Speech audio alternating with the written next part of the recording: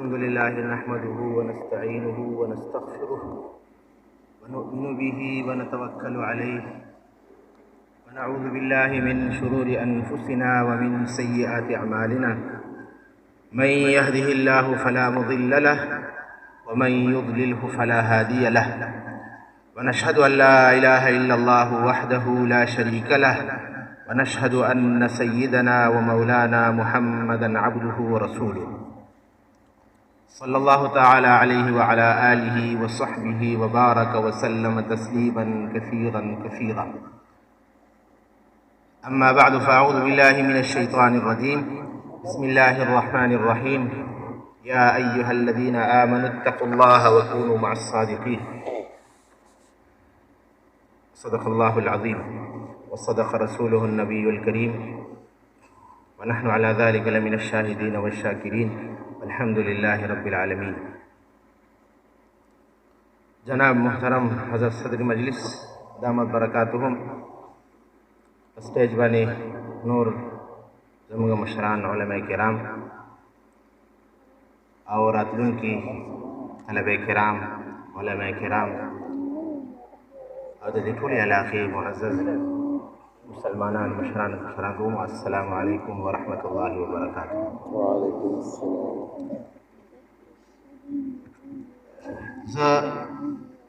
दी मौका बानी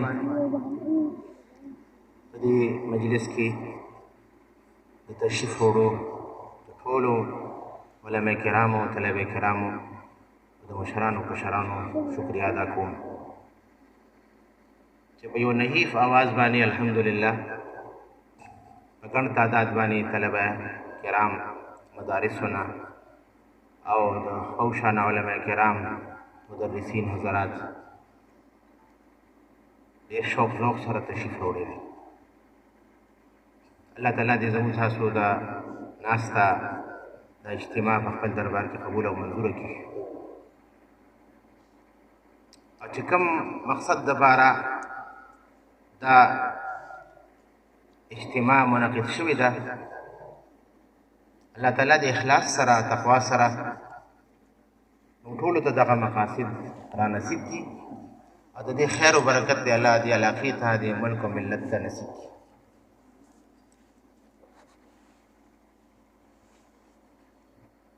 عزتمندو محترمو، دا زمونږ سالانه مرکزي سلسله ده چې زمونږ اکابر او مشایخ دې کې تشریف فرماوي، او موږ تاسو ته د زندګۍ د تېرولو خاص طور باندې علماء کرامو ته ائمه کرامو ته د دې امت د تربیت په حوالې سره خپل زرعي ارشادات او هدایت ارشاد فرمایي. او زه دا عرض کوم چې دا زموږ د علماء کرامو د مدرسین حضراتو زموږ د جماعتونو د ائمه کرامو دا یو تربیتي اجتماع ده. دې کې دا خبره به موږ د خپلو مشرانو زده کوو چې موږ په معاشره کې څنګه وخت تېروو.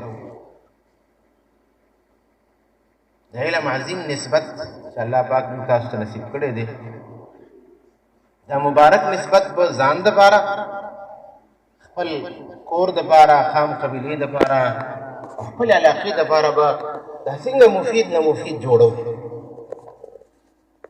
زما او ستا څه فرایض دي په دې معاشره کې؟ زما به یو فاضل باندې په لکونو روپۍ لګي. دا غیر سرکاري مدارس دي چې د امت مسلمه په زکات، خیرات او صدقات او عطیاتو باندې چلیږي. د متوسطې ادادیې نه راواله دوره حدیث پورې تخصصه پورې په یو طالب علم باندې چې فاضل جوړېږي لکونو روپۍ خرچ شي. بیا دا علماء کرام زموږ اساتذه کرام دا پیداوار د دې مدارسو معاشرې ته حواله کړي. زموږ د اکابرو په دې لاسونو مبارکو باندې د امت نه زکات، خیرات، صدقات، عطیات وصول کړي، او زما محترمو د حفاظ کرامو په شکل کې، د قراء کرامو په شکل کې، د د فضلای کرامو په شکل کې د متخصصینو په شکل کې دا امانت امت ته دوباره واپس کړي. اوس موږ په دې اجتماع کې یو بل سره کینو چې زما د ذات نه به حیثیت یو عالم، به حیثیت یو پیش امام، به حیثیت یو متخصص، به حیثیت یو دینی پیشوا زما د دې ذات نه زما کور ته، زما خاندان ته، زما محلې ته، زما د علاقې ته څه خیر رسی، کوم ځای کې جول دی، کوم ځای کې کمی دی، دا خبره به ما ته دا عامة المسلمین نه کوي، دا به ما ته دا اکابر او مشایخ کوي. په دې درد سره او په دې فکر سره الحمدلله د دې علاقې زمونږ مسلمانانو رونو مشرانو او زمونږ علماء کرامو دا فکر کړی دی چې مونږ داسې یو پلیټ فارم جوړ کړو چې هغې کې مونږ د خپل ائمه کرام، د خپل فضلای کرام، مدرسین حضرات، د مدرسو منتظمین، طلبه کرام دین سره د دین مهنت سره محبت ساتونکي زمونږ مشران کشران رونه دا راجمع کړو او په دې خبره باندې غور و خوض وکړو او د دې مشرانو نه څه هدایت والو. الحمدلله سټیج باندې چې کوم زموږ مشران ناست دي الحمدلله الله دې ته صحت او عافیت سره اوږد ژوند نصیب کړي.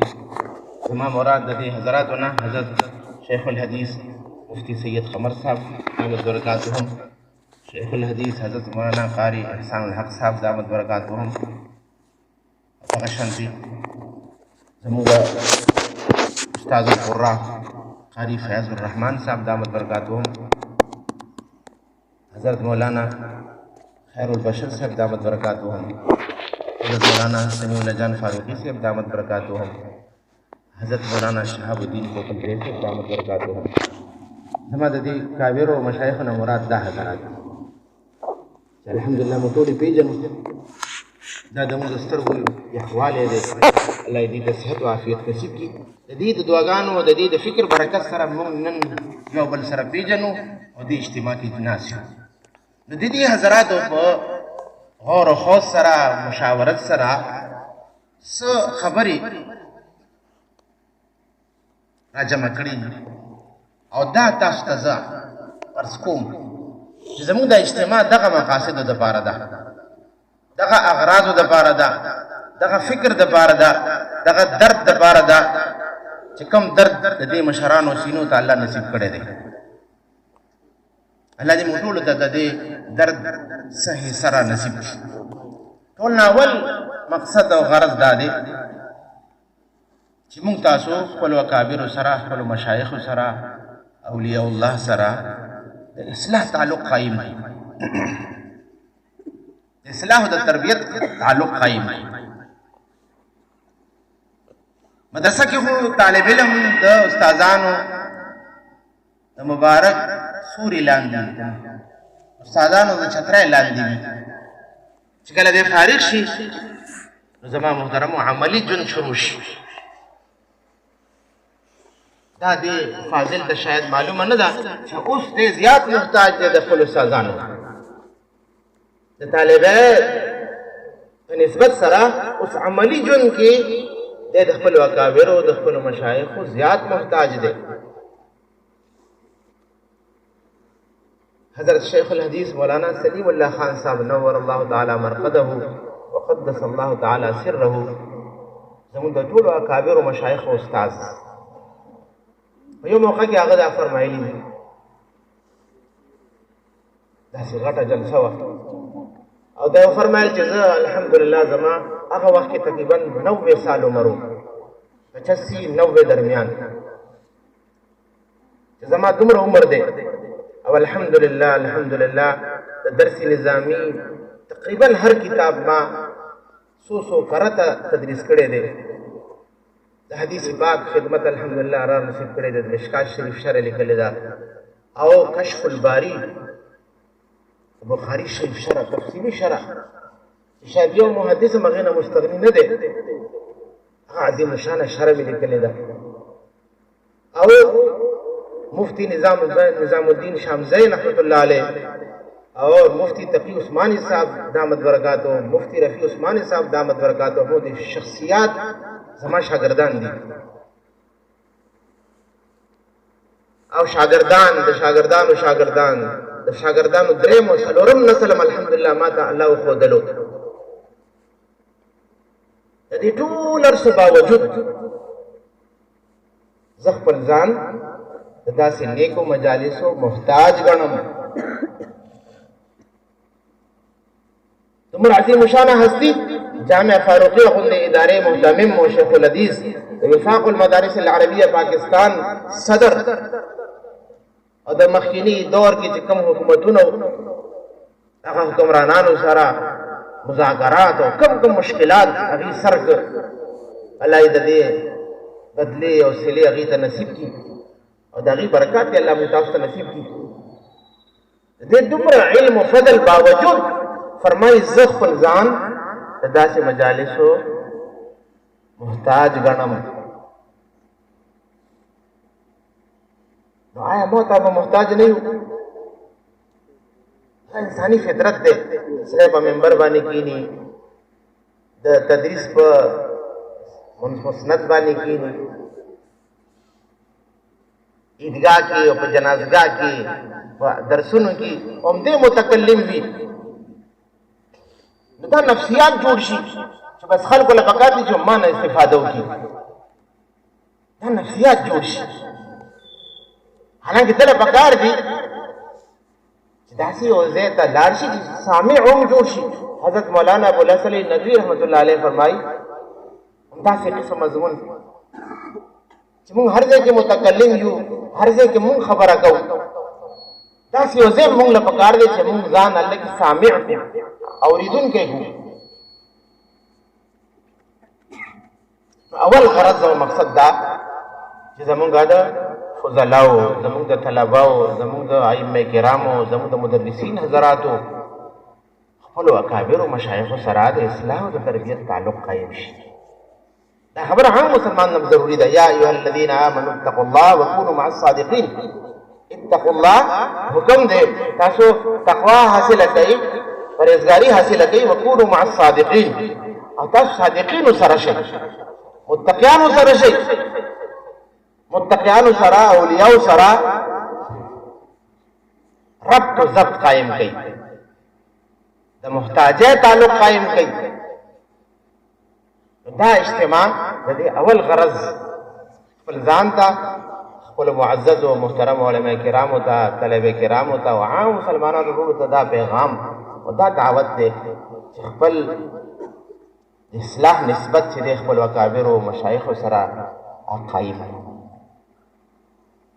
دویم غرض چې زموږ تاسو د هر کلي، د هر کلي، د هرې محلې، د هرې محلې په هر جماعت کې د څلور درسونه شروع شي. څلور درسونه: درس قرآن پاک مختصر، درس حدیث پاک مختصر، درس فقہ اور درس سیرت.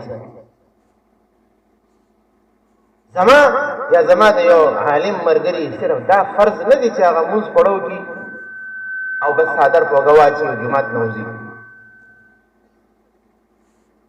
صرف نکاح پڑھو گی یا خدا نخواستہ جنازہ پڑھو گی. نا زما دے مدرس، زما دے عالم، زما دے فاضل، زما دے امام، زما دے خطیب سنورم فرائض دی. اول درس قرآن پاک سره د امت تعلق قائم دی. دې لپاره آسان تفسیر هغه درس وایز دی او معومی درسونه هغه لیکل شوی دی. معالم العرفان، ذخیرة الجنانم دی. حضرت شیخ الحدیث مولانا سرفراز خان صفدر صاحب نور الله تعالی مرقده ذخیرة الجنان. او دویم تفسیر معالم العرفان دی. حضرت صوفی عبدالحمید سواتی رحمت اللہ علیہ دی رور دی. شل جلد کی دا تفسیر دی او دام دا درس مطابق دی. بس دو درې آیاتونه دي داغي مختصر طریقې سره تفصیلات بالکل مختصر طریقې سره. نو دا درخواست دی چې زما هر عالم، هر فاضل نن دې نه دا پیغام یوسي چې زما په جماعت کې د قرآن پاک درس شروع شي. درس حدیث د بار مختلفه مجموعي دي. مشکات شریف هم الحمدلله زموږ بعض مرګري درس کوي. ریاض الصالحین بهترین انتخاب دی. خو د دې سطح لږ اوچته ده. عربي ده، دغې ترجمه نشته. دې دپاره الحمدلله مدارسو زموږ حضرت مولانا منظور احمد نعمانی صاحب رحمت الله علیه هغې یو مجموعه تیاره کړې ده. 2000 حدیث انتخاب دی، معارف الحدیث په عنوان باندې. هغې کې ترجمه هم ده، مختصر تشریح ده. زمونږ مسلمانان رونه، مشران، کشران دا زما محترمو د حضور صلی الله علیه وسلم پیغاماتونه او هدایاتونه واقف شي. حدیث پاک موږ ته څه وایي؟ د قرآن پاک نه پس دا درېیم زمونږ اهم چې دی ماخذ دی، مصدر دی زمونږ د دین، قرآن او حدیث. د قرآن او حدیث باندې دا امت راجمع هر جماعت کې درس حدیث شروع شي. مختصر طریقې سره د فجر نه پس 2-3 منټه زیات نه یو حدیث پاک متن سره وویلی شي، دغې ترجمه وشي. که هلته کې دعوت تبلیغ محنت وي، 6 نمبر بیانېږي یا جماعت راغلی، په دعا نه مخکې درس حدیث وشي، دعا نه پس د هغې خپل کار کوي. درېیم درس فقه، تعلیم الاسلام او بهشت زیور. د طهارت نه او دس نه راواله تر زکات حج او پورې، او بیا د نکاح او د طلاق نه راواله تر شوفي او اجارې او میراث او وصیت پورې، دا د فقه ابواب دي. مختصر طریقې سره عام فهم انداز سره یو دوه مسلې دا بیان شي. الحمدلله چې کوم ځای کې دا سلسلې وي هغې ته خو دا څیزونه بلکل واضح دي. زما یو ملګري ما ته خبره کوله، یو ځل ما نه زه تاخیر سره ورسېدم، جمع ولاړه وه، ما نه م یو رکات شوی و، او ما نه مخکې یو بابا ولاړ و، هغه نه م یو رکات شوی و. چې سلام ورسره کېدلو نو زه خو اوچت شوم، ما خو رکات راوڅرخولو.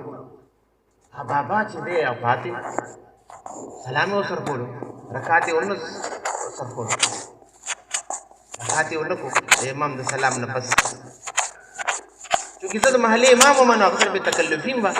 حاجي صاحب څنګه تا رکات تا نه شوی و، ما نه م رکات شوی و، تا نه م رکات شوی و، نو تا خو رکات ونه کړو، ستا خو مونځ ناتمام دی. وایي حاجي صاحب بابا راته وایي بې تکلف مولوي صاحب تنګول مه کوه، الله غفور الرحیم دی. مولوي صاحب وایي زه پوه شوم چې دی اوس په دې طریقه نه پوهېږي، زه به دا رکات څنګه راڅرخوم. امام نه ته امام سره شریک شوي، تا نه یو 2 رکاته لاړه، امام سلام وڅرخوي، ته به دا باقي مانده مونځ راڅرګې، دې ته مسبوق ویلی کېږي. دغه بابا ته دا پته نه وه چې زه به دا مونځ څنګه ورسره پوره کوم، سلام یې وڅرخولو. دا زما محترمو دا صرف دا یو بوډا بابا او دا حاجي صاحب خبره نه ده، دا زموږ په محلو کې په معاشره کې د بېشماره خلکو دا حالت دی چې هغې ته په دې پته نشته دی، په دې سواله 15 نه دي، په دې تفصیل باندې پوه نه دي چې مونځ به څنګه کې، څه رکعتونه د نه لاړ شي ته به څنګه راڅرخې، سجده سهو به په کمو کمو خبرو واجب کېږي. دا سجده سهو څه طریقه ده، تش رکعت څه ته وایي، ډک رکعت څه ته وایي.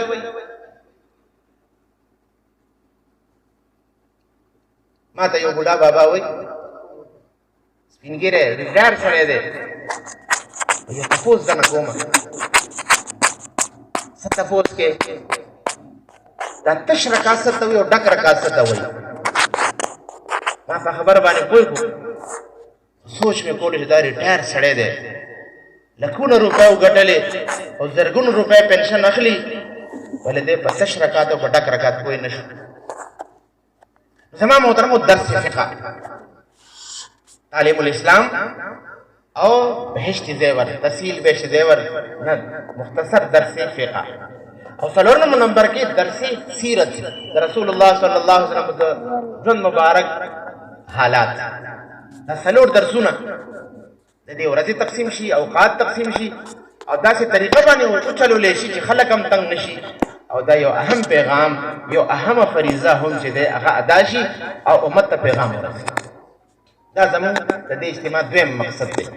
دریم مقصد چې زمونږ د جماعتونو چې کوم مکاتب دي، اول وخت کې زمونږ د قوم ماشومان سکول لځي او دویم وخت کې جماعت ته راځي. دغه ماشومانو دپاره یو منظم سلسله قایمه کړو. الحمدلله دې دپاره نصاب شته دی، تربیت نصاب په نامه باندې، او قاعدې سره، ناظرې سره، حفظ سره دغه پنځه شپږ کتابونه په اردو ساده ژبه کې مستند مواد باحواله هغه الحمدلله زموږ په دې خوشه علاقو کې تقریبا 2-2.5 مکاتبو کې رایج دی، هم بنینو کې هم بناتو کې، چې یو ماشوم چې دی هغه قاعده ووایي او صحیح تلفظ سره د تجوید د قواعدو مطابق چې دی هغه ناظره ووایي.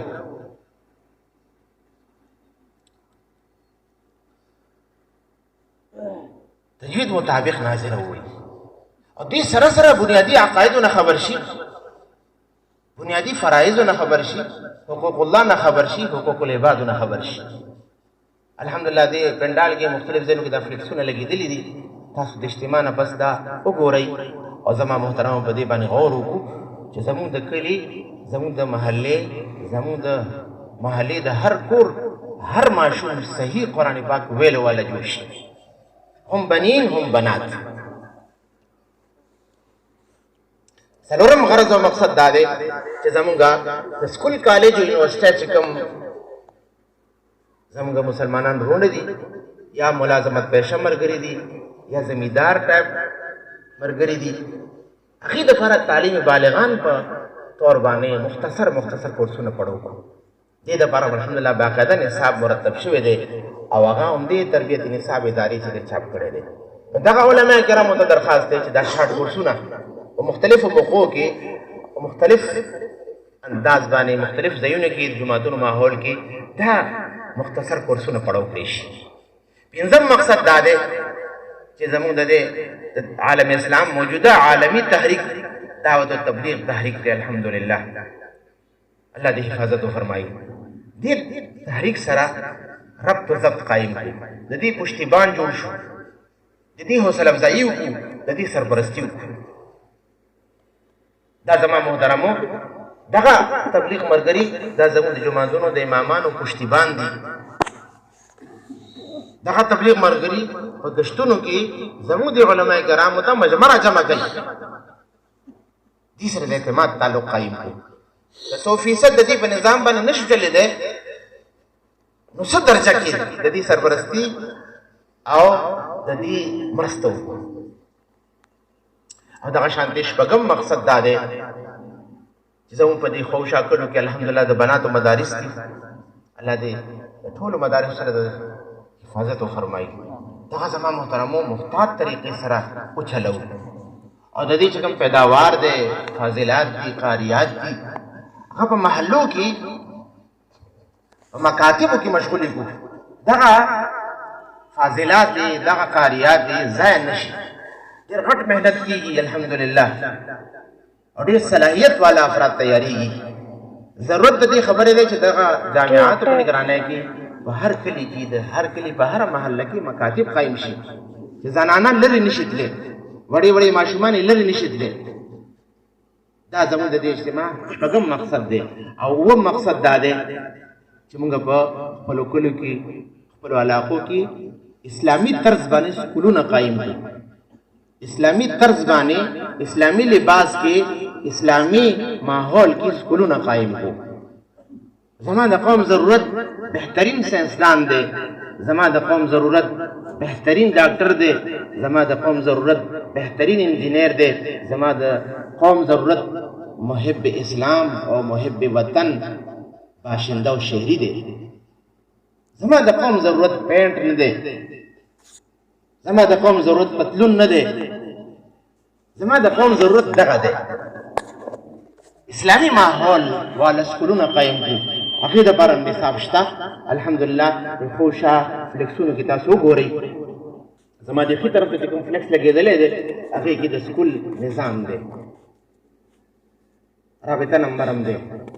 دې موجوده مجمع کې کوم ذمہ دار حضرات دي، د سکول پرنسپلان دي، مالکان دي، هغې یا دغه شعبې سره چې کوم منسلک حضرات دي هغوی ته درخواست دی چې په دغه رابطه باندې مونږ رابطه وکړو.